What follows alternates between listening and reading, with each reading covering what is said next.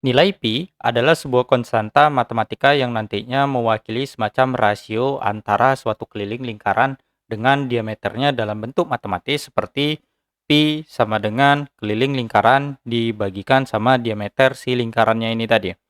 Nilai pi ini sebenarnya bilangan rasional ya, artinya tidak dapat dinyatakan sebagai pecahan biasa dan desimalnya ini tidak akan berulang dan tidak akan berakhir dengan aproksimasi nilainya seperti ini teman-teman. Faktanya juga si nilai pi ini juga bisa disebut bilangan transendental ya, yang berarti tidak dapat menjadi suatu akar dari suatu polinomial dengan koefisien rasional.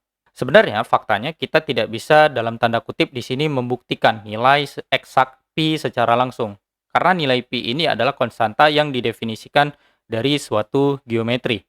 Tetapi kita bisa menghitung estimasi nilai pi ini secara numerik dengan pendekatan-pendekatan algoritma. Salah satunya di sini dengan algoritma Nilakanta, teman-teman, yang notabene lebih cepat konvergensinya. Jadi nilainya antara lain cara kerja algoritmanya setiap iterasi itu dia akan terus berlanjut teman-teman. 4 di per 2 dikalikan 3 dikalikan 4 dikurangkan 4 di per 4 dikalikan 5 dikalikan 6 ditambah 4 per 6 dikalikan 7 dikalikan 8 dan seterusnya teman-teman. Tergantung dari iterasi yang kita buat.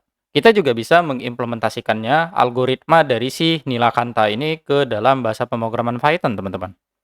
Ini adalah salah satu teman-teman contoh implementasi dari algoritma Nilakanta yang kita jelaskan tadi ya.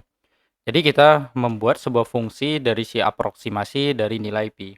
Jadi kita bisa jalankan antara lain if main seperti ini dan kemudian kita bisa print aproksimasi nilai pi-nya dengan iterasi sebanyak misalnya 10.000 kali teman-teman. Kemudian kita bisa jalankan antara lain di sini uv run belajar.py. Nah, di sini akan menghasilkan 3,14, 1592 dan seterusnya. Sebenarnya ada algoritma-algoritma lagi yang lain teman-teman untuk menghitung ya aproksimasi dari si nilai pi seperti algoritma Gauss-Legendre yang sangat cepat ya.